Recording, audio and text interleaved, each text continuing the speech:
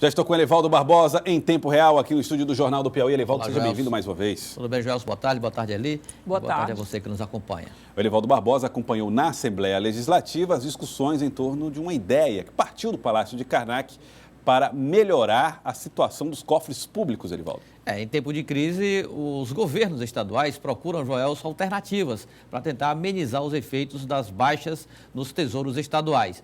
Um dos caminhos foi exatamente fundamentado numa decisão do Conselho Federal da Fazenda, o CONFAZ, que congrega aí os secretários de Fazenda do país inteiro, de reduzir o impacto da lei de incentivos fiscais, ou seja, os incentivos fiscais concedidos a empresas instaladas no Estado terão uma redução de 10%. Esse projeto tem que passar pela Assembleia porque altera exatamente a aplicação da lei que emanou do Legislativo Estadual. E nós queremos fazer essas contas, saber exatamente quanto é que o governo vai conseguir economizar ou aumentar em arrecadação com esta medida. A repórter Gorete Santos está ao vivo no Palácio de Karnak e conversa com o secretário Merlong Solano, que nos ajuda a entender melhor essa ideia do Poder Executivo. Gorete Santos, mais uma vez, ao vivo no Jornal do Piauí.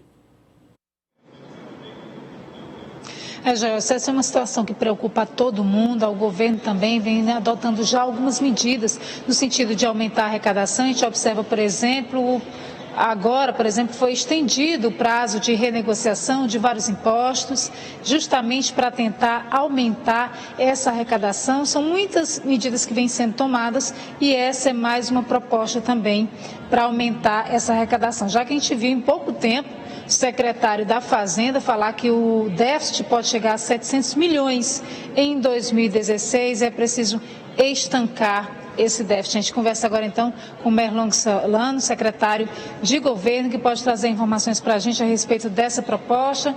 O Elivaldo Barbosa já trazia aí, antecipando esse assunto que começou a ser discutido na Assembleia Legislativa, mas foi pedido vistas.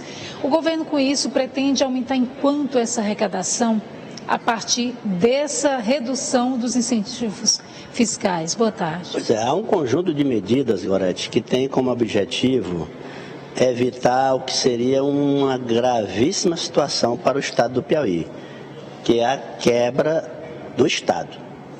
Pior do que a quebra do Estado para a economia e para a sociedade, só uma guerra ou uma grande pandemia, uma peste que mate milhares de pessoas.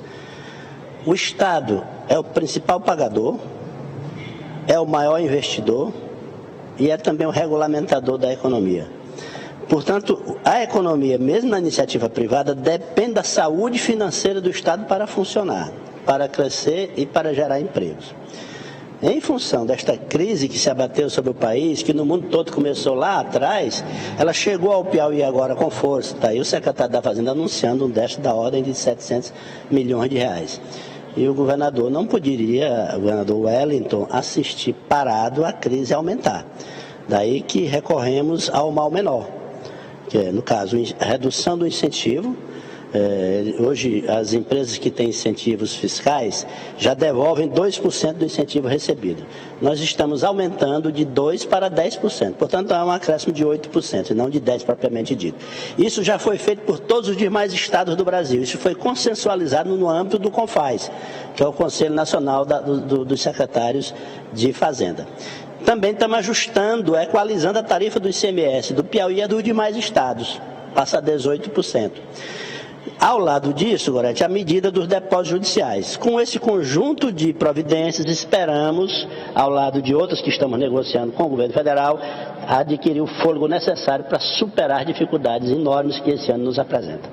Como os outros estados, as empresas em outros estados têm recebido esse aumento, digamos aí, dessa arrecadação dos impostos, exato? Porque não há um risco, secretário, por exemplo, de ter um efeito contrário, de a partir do aumento dessa arrecadação, de uma redução dos incentivos fiscais, isso inibir também a entrada de outras empresas? Veja, a questão dos incentivos fiscais, ela já não é mais um fator muito de diferenciação de volume de investimento entre os estados. Por quê? Já estão unificados os incentivos. Por exemplo, o Piauí era com benefício maior. O Piauí e os outros estados já estavam descontando 10%. Nós agora passaremos a descontar os 10%. O que define a decisão do empresário investir num estado ou no outro são mais, hoje em dia, outros fatores. Mercado. Qual é o tamanho do mercado lá? É grande, é pequeno? Mão de obra qualificada, tem ou não tem?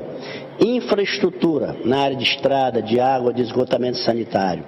A capacidade do Estado fazer seu papel. O Estado atrapalha ou ajuda? Por exemplo, na hora de conceder uma licença. Demora muito tempo ou pouco tempo na JUSEP? Por isso que há poucos dias o governador do Estado, inclusive, lançou a JUSEP Digital, que agora em um dia ou dois faz as providências todas que antes demoravam meses para uma empresa, para um empresário abrir um empreendimento no Estado do Piauí.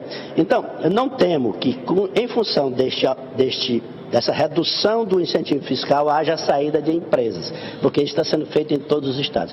Temos que sim, preservar a capacidade do Estado, resolver essas outras questões às quais eu me referi, para que as empresas continuem no Piauí e outras possam vir para cá. Quero agradecer, então, ao secretário de Governo, Merlong Solano, pelas informações. Só lembrando, Joelson, que outra medida também que está sendo adotada é em relação ao Fundo de Participação dos Estados. Amanhã, o governador Wellington Dias vai a Brasília para participar de uma reunião com o ministro da Fazenda, Henrique Meirelles, para discutir justamente essa questão, que já há aí uma previsão de um déficit de 50 milhões de reais. Na verdade, a previsão não, nos 4 primeiros meses deste ano foi isso, e com correção de inflação pode chegar a 200 milhões de reais. Joelson? Tá certo, Gorete Santos. Não está fácil a situação. Obrigado pelas informações. Portanto, Elivaldo Barbosa, o governo está precisando aprovar esse pacote de medidas, mas terá dificuldades na Assembleia, não? Acredito que não. O projeto foi alguns pedidos de vista. Joelson deve sofrer algumas mudanças, emendas propostas, mas o entendimento deve garantir a sua aprovação. Agora, esse negócio do fundo de participação é que eu acho meio... É uma tarefa quase que inglória lá em Brasília. Vão buscar, vão tentar, mas não vão conseguir. Porque ele depende essencialmente da atividade econômica. Ele é formado do IPI, que é Imposto sobre Produtos Industrializados, do Imposto de Renda. Então, se a economia não desenvolve, não anda, não progride, não acelera, esses impostos não formarão um bolo melhor para dividir entre os estados. Então, isso depende da retomada do desenvolvimento econômico. Muito mais do que uma ida a Brasília, é preciso mesmo uma atividade econômica funcionando. E o secretário sabe disso muito bem. Tá certo, Elivaldo Barbosa. Olha, Elivaldo acompanhou hoje, foi a discussão em torno da Lei de Diretrizes Orçamentárias, que ganhou componente novo. A ajuda a um setor que há muito tempo tem sido um empecilho no desenvolvimento agrícola no estado do Piauí. Ano após ano, nós sabemos que o semiárido, o sertão, é a região mais atingida pelos efeitos das estiagens. E agora, a relatora da Lei de Diretrizes Orçamentárias incluiu o semiárido piauiense como um dos focos da atenção do Estado quando elaborar o seu orçamento para 2017. Vamos ver com o Elivaldo Barbosa em tempo real. A relatora da Lei de Diretrizes Orçamentárias aprovou a emenda que prevê ações do governo no semiárido. Coloquei a emenda mesmo pautada com que o Estado construa tecnologia para essas áreas, como cisternas em placa, e também na área das sementes. Estamos querendo que o Estado tenha um banco de sementes para que agricultores de outras regiões, de outros estados, possam estar vindo aqui ao Piauí, na região do semiárido, trocar sementes, como isso já acontece em vários estados, e isso garantir uma produção adequada para aquela área. A LDO foi aprovada nesta quarta-feira na Comissão de Finanças. Agora segue para o plenário, para discussão e aprovação.